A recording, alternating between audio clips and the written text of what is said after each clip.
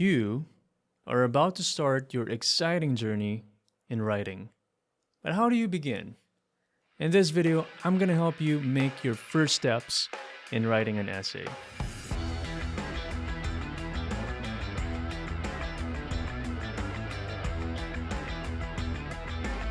What's up guys, Teacher Alger here for another tutorial video. In this video, we're going to cover what is an essay and how to write an essay. So, once and for all, what is an essay? Last time we talked about paragraphs. I guess the best way for us to have an overview of what an essay is to compare it with a paragraph, since an essay is very similar to a paragraph. Let's look at this diagram. If a paragraph has a topic sentence, an essay has a thesis statement. The thesis statement is the main idea of your essay. In the same way, the topic sentence is the main idea of your paragraph. And it is contained in the introduction. It's in the last sentence of your introduction. Their second similarity, in paragraphs, you have supporting sentences to support your topic sentence. Whereas in an essay, you have supporting paragraphs in your body. And of course, you may also have a concluding sentence in your paragraph. And the equivalent of this in your essay is your conclusion. Your conclusion would include a restatement of your thesis statement or a summary of your main points and some final comments. So we can see that a paragraph and an essay are similar in a lot of ways. They essentially have a similar structure and both need to have unity and coherence. But the only difference is, you guessed it, an essay is longer, and it needs to be longer because the topic of an essay is more complex than a paragraph. So much so that you need several paragraphs instead of just one to write an essay. Therefore, here is our definition. An essay is a piece of writing that makes a point about one topic and consists of an introduction, supporting paragraphs, and a conclusion. Okay, now that we have a clear understanding of what an essay is and its parts, the next question is, how do we write an essay? There are 6 steps involved in writing an essay. Step 1. Write down your topic, purpose, and thesis statement. Step 2. Write your outline. Step 3. Write your paragraphs. Step 4. Write your introduction. Step 5. Write your conclusion. And Step 6. Revise your essay in terms of content, grammar, or punctuation. In this video, I was not only planning to give you an overview of an essay, but I'll be demonstrating to you a little how to do steps 1 to 3, and in part 2 of this video, we'll cover steps 4 and 5. As for step number 6, we will have a separate video for that. So, are you ready? Let's get started.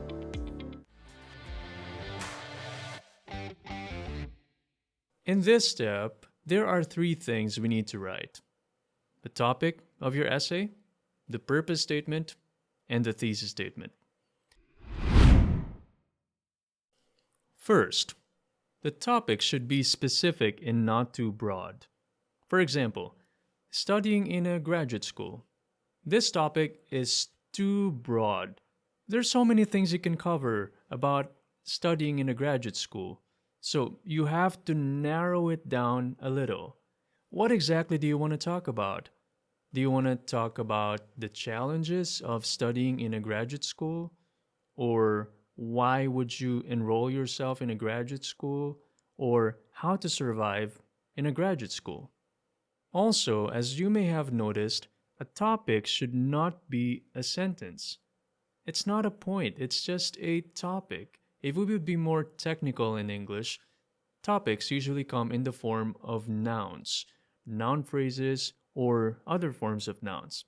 So don't write a sentence. Your purpose statement simply answers the question, why are you writing this essay? And please, don't tell me because you want to pass your course. You want to go beyond that. Okay, let's have an example. Let's go back to our topic on how to survive graduate school. Now, what do you want to accomplish with such a topic? You can say, to help prospective students who are apprehensive about studying in a graduate school. As you noticed, in this purpose statement, you also stated a specific target audience or readers, not just anyone, but those who are apprehensive about studying in a graduate school. The more specific your readers are, the better because you can contextualize your writing for them. When we say contextualize, it means that you can adjust your language, you can adjust your tone, your words, and more importantly, your content for your specific readers. For example, if your goal is to encourage, you would want to be encouraging in your tone, and you would choose carefully what to include and what not to include in your paragraphs. Now, let me just say that when it comes to the purpose statement, you don't need to be very technical. You can word it the way you want to word it because, anyway, it's for your eyes only. You won't be including it in your essay, but if you want to include it, no problem. It's primarily for your own benefit as a writer. Because if you have a purpose statement, you have something to go back to after you're done writing. At the end of your writing, you can ask, have I accomplished my purpose? Or is there anything I can add or change to better achieve my purpose? Something like that. However, what you need to be very technical about is your thesis statement. Your thesis statement contains the most important point of your essay. So if I read your thesis statement, I should know immediately what point you're trying to make with your essay, even without reading your whole essay. Therefore, this is the most important sentence in your essay, because all your sentences in your paragraphs should support your thesis statement. This is how you ensure unity in your essay. If your purpose statement is clear, then it will be easier for you to write your thesis statement. Let me show you how so.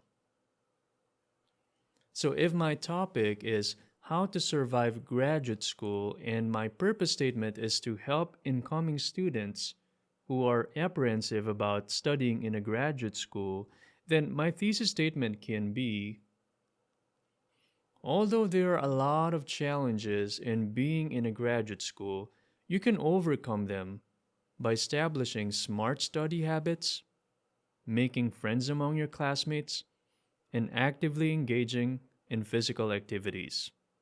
So this specific thesis statement took into consideration our purpose statement. Remember, in the purpose statement, I wrote that it's specifically written for those who are apprehensive about graduate school. Why are they apprehensive? Probably because of the challenges that await them. So I needed to mention that in the thesis statement, and at the same time, make a point about it. I'm trying to tell them, hey, you can overcome those challenges. There are some things you can do in overcoming them. If you also noticed, this thesis statement directly addresses the topic, how to survive graduate school. Although it's not required, it would be good to include your main points in your thesis statement. This is especially the case if you're writing an expository essay. What on earth is expository essay, you might ask? An expository essay explains a subject. So in this case, you're trying to explain how to survive in a graduate school. I will be making another video on the different types of essay and how you can write a thesis statement for each of them. So don't sweat it right now. I have to say this. Some students would skip this part, step 1, because they think that it's just a time waster. They want to jump right into writing their paragraphs. But a good illustration I have for this is driving a car. Before you start the engine and start driving, you should have figured out first where your destination is. Otherwise, you will be wasting your gasoline and time. It's the same way when it comes to writing an essay. Your topic, purpose statement, and thesis statement are like your destination. Before you can figure out what to write in your paragraphs, you need to figure out first what topic you'll be writing on, what's your purpose, and what point you will be making. I know there's such a thing as free writing where you just begin writing and end up writing a very coherent paragraph. But if you're only beginning in your writing journey as an English learner, I suggest you don't do that for essay writing.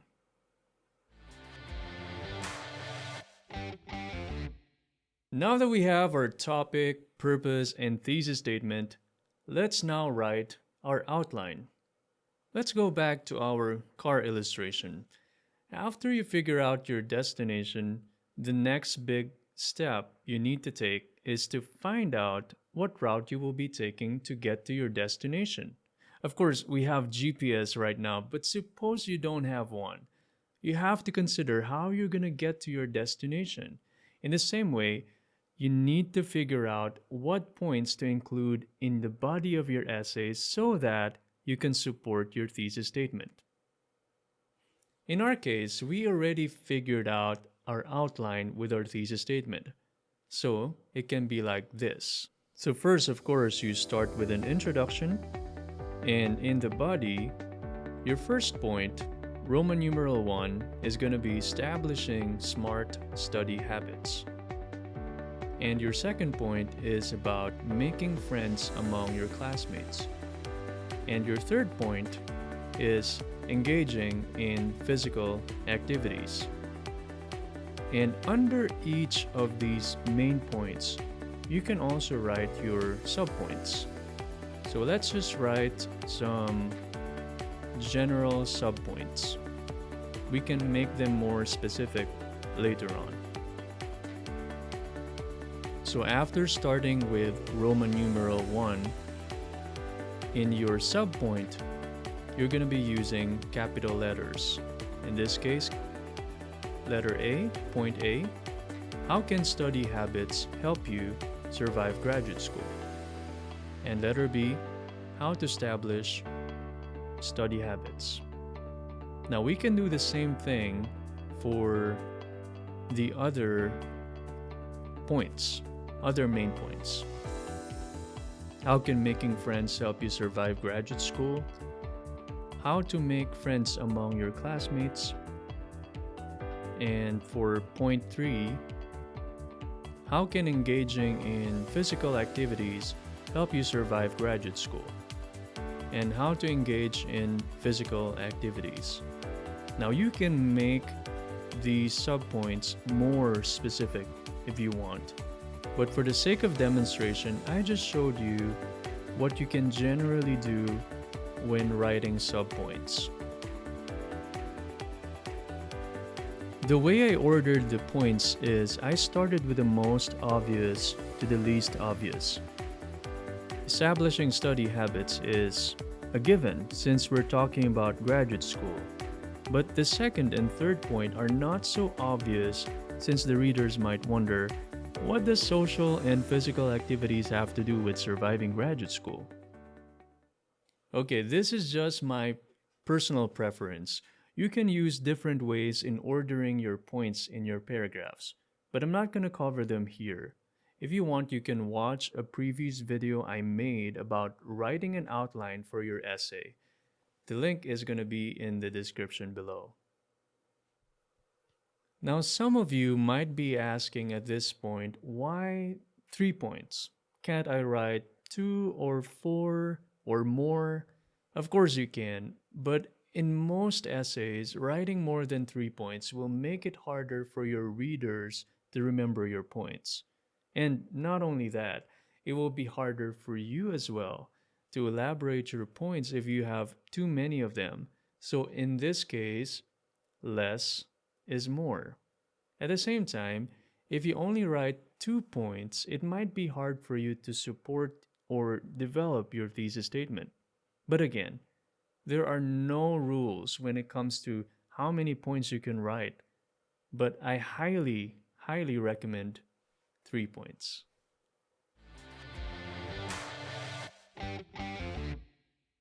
Okay, now let's go to step 3. For step 3, you will be writing the body of your essay. Wait, what?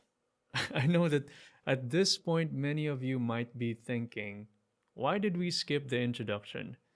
Shouldn't we write that first before we go to the body part? Well, yes. Ideally, the introduction should be the first paragraph you should write. But here's my observation in the few years of teaching English. A lot of English learners struggle in writing the introduction to the point that they will be stuck for a long time trying to write an introduction. So, if you're having a hard time writing your introduction, skip it and go ahead, write your paragraphs for the body of your essay. You don't need to be stuck for 1 hour writing your introduction. But if you think writing the introduction won't be a problem for you, then by all means, write the introduction first. Okay, let's try writing a paragraph from the first point in our outline. So again, our first point is establishing study habits. How can study habits help you survive graduate school? That's our first subpoint, and our second subpoint is how to establish study habits.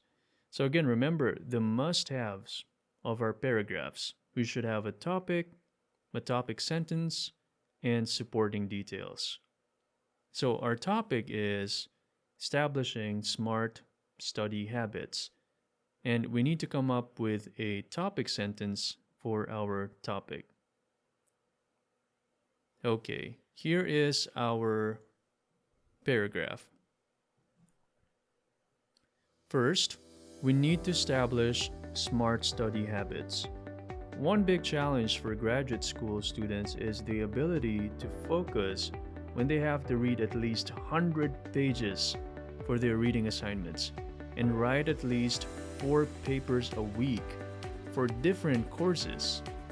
Fortunately, many students have discovered a technique in studying that helps them focus and maximize their time: the Pomodoro technique. This method was developed by Francesco Cirillo, who, after struggling to finish his requirements as a university student, tried to remove all distractions and focus on studying for 10 minutes. As a result, he discovered how he can be extremely productive when he is focused. So how can we use this technique?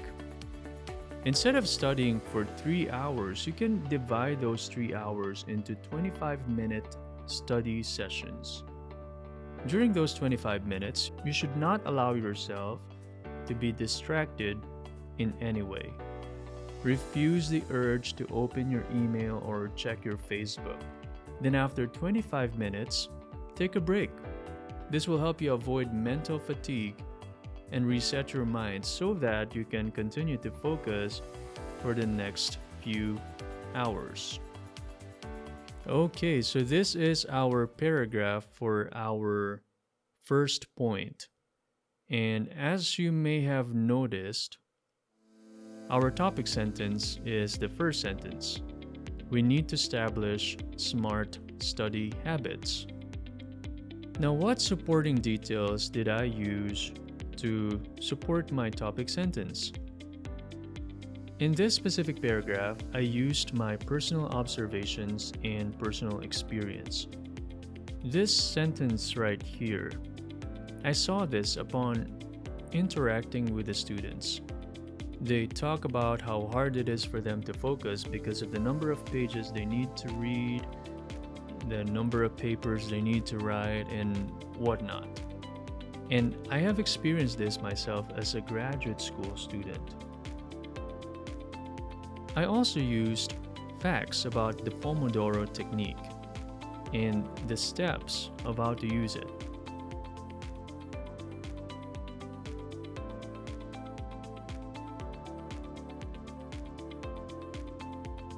Now, you may also use other types of supporting details such as examples, reasons, incidents, comparisons, contrasts, analogies, and causes and effects.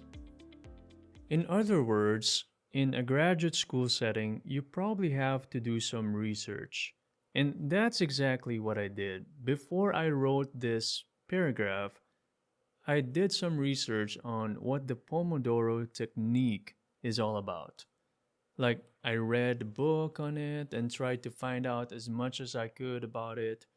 So, research is going to be a part of your writing. Don't be surprised about that. Now, we're about to end our video, but before that, I just want to give you a personal tip when writing. I have had students who confessed that they had a hard time sitting down and trying to put their ideas into writing. So I tried to help one of them. I sat him down, I tried to brainstorm with him, but before that, I asked him if I could record him while speaking. He couldn't understand it at first, but he agreed. And as I was asking him questions, his ideas kept on flowing. And finally, I said, "Okay, here's what you should do. Listen to your recording and write them down or type them up. Now you have a content for your paragraph." And he was so surprised and delighted at the same time. Because of that experience, I realized that some people are better off in speaking than in writing. They can generate more ideas when speaking than in writing because basically when you speak, your senses are more engaged. So if you are that kind of person, then grab your phone, record yourself, and voila, you have a paragraph. I've done that a couple of times. And boy, did it help me write major papers for some of my courses. And that's it for the first part of how to write an essay video lesson. In part 2, I will teach you how to write an introduction and conclusion. But I want to challenge you at this point to do steps 1, 2, and 3 as an immediate application of what you've learned in this video. Because remember, in learning English, use it or lose it. Teacher Alger here, signing off. See you guys in the next video.